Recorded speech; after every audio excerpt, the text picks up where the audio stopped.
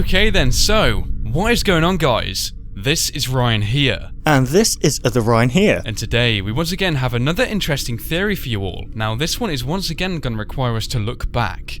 Recently, me and Ryan have become increasingly interested in the Purple Freddy character. It seems quite a unique character to say the least, doesn't it? Yeah, many people believed him to be just an Easter egg in Five Nights at Freddy's 2. Hallucination, yeah. Yeah, it's apparent that he's not in Five Nights at Freddy's 3. Yes, and I think this is going to be a big message for us all, and more in particular, guys, we're going to be looking back in Five Nights at Freddy's 2.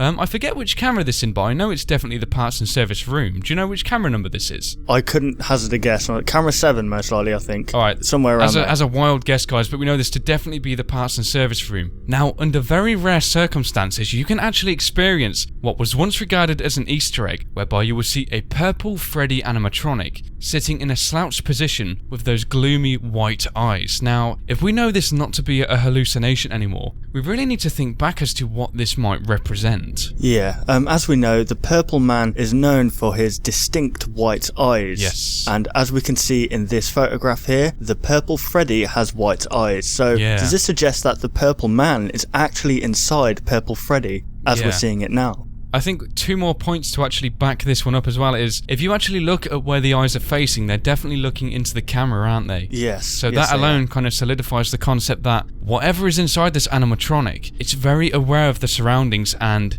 there's something inside of it to be that way. Now, another thing we also need to consider is that when we experience this kind of strange scenario where we see this Freddy character slouched, he will not be remaining there for the whole night. He will literally be there for a fraction of a second. Maybe you'll look at the camera at the perfect time. Yes. And what this actually tells us is that this animatronic is fully functional. He is moving and something must be inside of him for this to be the case. And I was just thinking about the night that this mainly occurs on. It's night 6. And if we know Five Nights at Freddy's 2, night 6, they say a yellow suit was taken from the back. That's interesting. Purple Freddy, we don't know if he's a separate character to the Purple Man or if he is the Purple Man, but if this is the case, this strongly suggests that there is a connection between Springtrap and this Purple Freddy that we're seeing. Now that is very interesting. I wasn't actually 100% aware of that. So if that is the case, yeah, as you say, that's kind of affirming the connection that the Purple Freddy and Springtrap have an underlying connection, whatever it may be. So, as we said in a previous video as well, talking about the Purple Freddy, when we actually enter the minigames in Five Nights at Freddy's 3,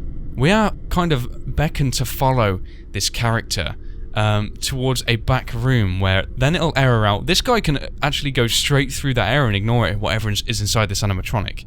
Yet we are kind of misplaced in the room, and then the purple guy will come straight back out, spring at us, and then we will be dismembered into loads of little parts. So we have to think, is this being used by the purple guy? And if so, that means we're actually seeing the purple guy on a first-hand glance. Yeah, and also what we need to consider is the fact that no animatronics are allowed to access the back room. Yeah. As you just said, it errors when you try and go into the back room, yet this Purple Freddy animatronic can. Yeah. So that suggests that this is an extra suit that you can get into. Yeah, and what makes us actually regard this fact is, in Night 5, we can actually see Springtrap in this back room. Now, that must mean that the animatronics cannot actually enter this back room only in animatronic mode. So that must mean that this Purple Freddy character wasn't in the animatronic state, and we're actually going to be referring back to something else here, guys, and this is a very important piece of information. You heard me regard the word animatronic in correlation to this animatronic, and you also heard Ryan speak about a crank. The reason why me and Ryan are actually saying this is because if you look at the feet of this character, there is most certainly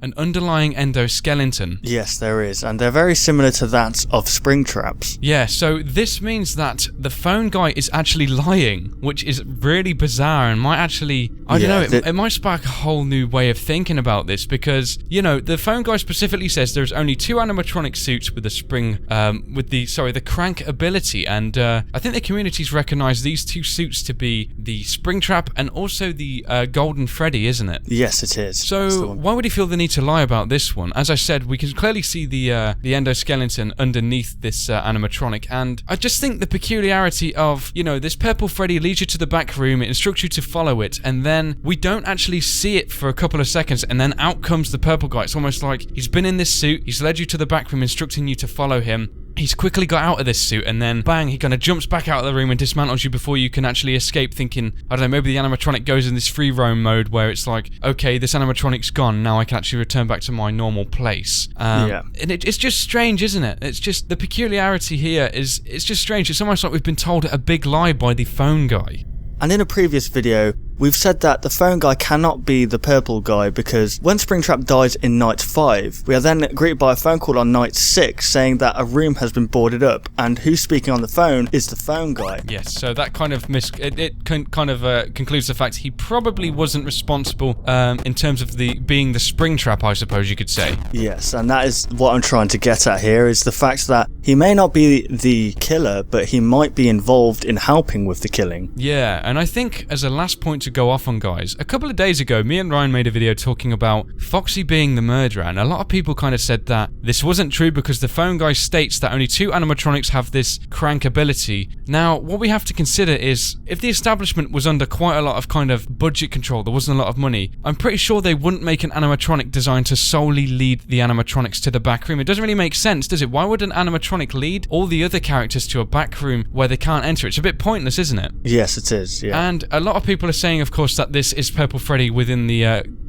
Purple Guy within the Golden Freddy suit. So I think what you have to think back to, guys, is when me and Ryan spoke about the Foxy character having this crank ability, and a lot of people said, obviously that can't be the case. If the phone guy's lying that the fact there was only 2 of these things, and we now actually know that there is 3, what other lies has he told us? Is this whole thing a lie about the crank ability? How many of these animatronics actually have this ability? I think we need to find a lot more out about this game, don't we? Yes, we do. I mean, the trilogy is opening its doors up even more. A lot of people are saying that the 3rd was the closure. I actually think it was the opening of the doors. Don't you? It's just kind of like, you know, the small beam of light that was streaming through is now just kind of glowing to us to kind of enter it, and there's so much we have to think about now. Yeah, there's so much that we have to learn as well that we haven't yet learnt about and that we need the answers to. So yeah. I think the problem is that the ending to Five Nights at Freddy's 3 is kind of so in your face, and I don't know, it's quite striking that a lot of people, it's easy to believe that that is the true ending very quickly, isn't it? Yes. And it's very easy to kind of think, okay, well that was brilliant, well that's it. But you've got to kind of ask, but what else and why? And I think those are the important questions really, aren't they? Yeah, certainly. Alright then guys, so hopefully you did enjoy this discussion. This was a nice in-depth discussion looking at the Purple Freddy animatronic from Five Nights at Freddy's 2. Now, what do you guys think? Was this a hallucination, or was it actually a character or an animatronic under control who could actually have the crank ability operated within it? Let us know in the comment section, and also guys, if you're new around here, be sure to drop us a like rating and also subscribe for daily theory videos. We're going to be continuing a lot more of these, so yeah. Thank you very much for watching the video guys, and we'll see you on the next one. Goodbye guys. Want to see even more content from us? Consider liking and subscribing to ensure you'll see all content in the foreseeable future. And hey, why not check out our past 2 videos?